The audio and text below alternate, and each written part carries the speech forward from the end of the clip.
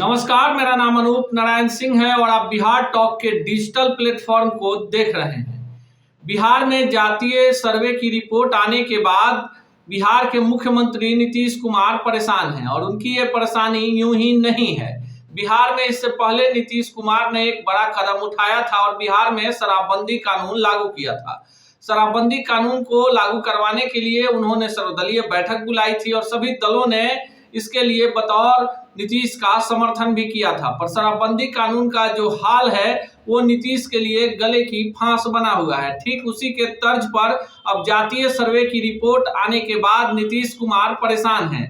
नीतीश कुमार की परेशानी को आप यूं समझ सकते हैं कि बिहार में वर्तमान में जो सरकार है वो महागठबंधन की सरकार है, जिसमें जदयू के साथ ही साथ राजद और कांग्रेस वाम दल शामिल हैं। ऐसे में नीतीश कुमार भी भली भांति जानते हैं कि अगर लोकसभा के चुनाव में जातीय सर्वे के अनुरूप टिकटों का बंटवारा नहीं किया गया तो इसका बड़ा परिणाम 2025 के बिहार विधानसभा चुनाव में भी देखने को मिल सकता है। बिहार में दलित और महादलित के रूप में पहले ही अपना प्रयोग कर चुके नीतीश कुमार भली भांति जानते हैं कि जिन जातियों का सर्वे में संख्या बढ़ा है वे राजनीतिक रूप से भी अपनी मजबूती के लिए अब खासकर नीतीश कुमार पर दबाव बनाएंगे। लालू यादव की पार्टी राजद पहले ही से एमवाई के समीकरण पर चल रही है, यानी मुस्लिम और यादव। बिहार में जातीय सर्वे की रिपोर्ट आने के बाद यादव और मुस्लिम बम बम है। बम बम से आप इस बात से समझ सकते हैं कि संख्या बढ़ी है तो अब लोकसभा और विधानसभा में भी संख्या बढ़ाने को लेकर डिमांड होगी और टिकटों के बंटवारे में इन दोनों को फायदा भी होगा। तो नीतीश कुमार का जो सोशल इंजीनियरिंग है क्या इस बार फंस जाएगा? इसको लेकर नीतीश कुमार कई बार सार्वजनिक मंचों से यह कह चुके हैं कि यह सर्वे रिपोर्ट है और इससे बिहार में उन जातियों का भला होगा जो पिछड़ गई हैं या जिनकी तादाद कम है। लेकिन सवाल यह है कि जिनकी संख्या बढ़ गई है क्या वो सिर्फ आंकड़ों में ही सिमट कर रह जाएंगे या उसका फायदा भी मिलेगा? जिस तरह से 2 अक्टूबर को जातीय सर्वे की रिपोर्ट जारी की गई है, माना जा रहा है कि महिला आरक्षण विधेयक पास कराकर भाजपा ने देश में आधी आबादी को जिस तरह से अपने वोट बैंक में तब्दील किया है उसी के काट के रूप में नीतीश ने जातीय सर्वे की रिपोर्ट को जारी करवाकर बिहार में जात और जमात की राजनीति शुरू की है। लेकिन जिन जातियों की तादाद उनके अनुमान से कम है वे अब नीतीश कुमार के दुश्मन बन गए हैं। नीतीश के पार्टी में भी भगदड़ मची हुई है। कई सारे बड़े नेता इसलिए पार्टी छोड़कर जा चुके हैं कि अब उन्हें लगने लगा है कि उनके लिए उनके पार्टी में कोई स्कोप नहीं है, यानी जातीय रूप से वो कमजोर हैं। इस कारण से अब कोई भी बड़ा पद उनको नहीं मिल पाएगा। नीतीश कुमार बिहार की राजनीति के चाणक्य कहे जाते हैं और अभी तक नीतीश कुमार ने राजनीति में जो भी निर्णय लिए हैं वो सही ही लिए हैं।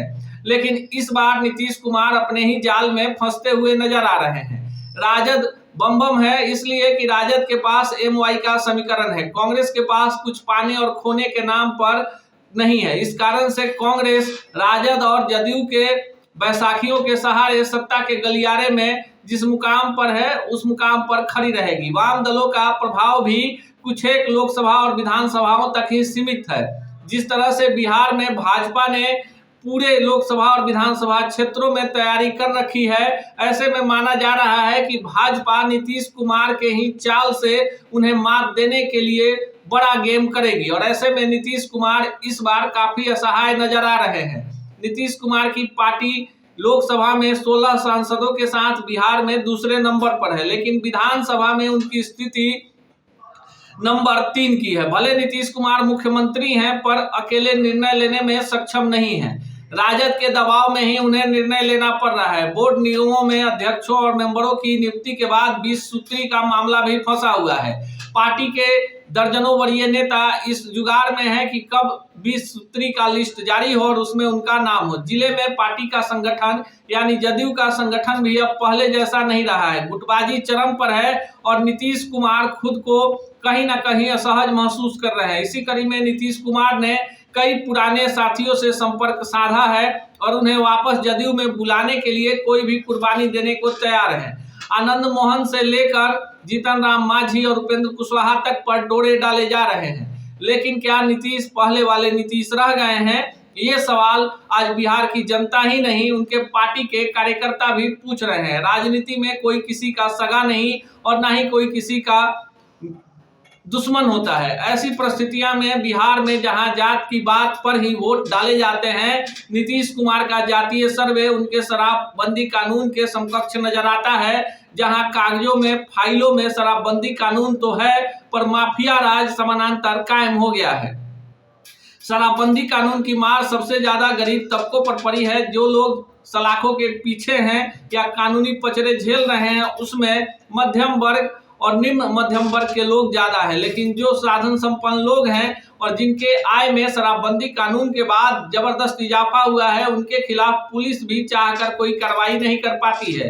एक ऐसा वर्ग बिहार में तैयार हो गया है जो माफियागिरी को बढ़ावा दे रहा है। ये सवाल नीतीश के पार्टी के ही कई वरीय नेता उठा रहे हैं और सवाल पूछ रहे हैं कि क्या जातीय सर्वे का गलत परिणाम तो बिहार की राजनीति पर नहीं पड़ेगा। इसी तरह की तमाम खबरों के लिए देखते रहिए बिहार टॉक। ऐसे ही खबरों के लिए जुड़े रहिए बिहार टॉक से। यूट्यूब पर लाइक और सब्सक्राइब करें, बेल आइकन जरूर दबाएं। फेसबुक, ट्विटर और इंस्टा पर फॉलो करें। धन्यवाद।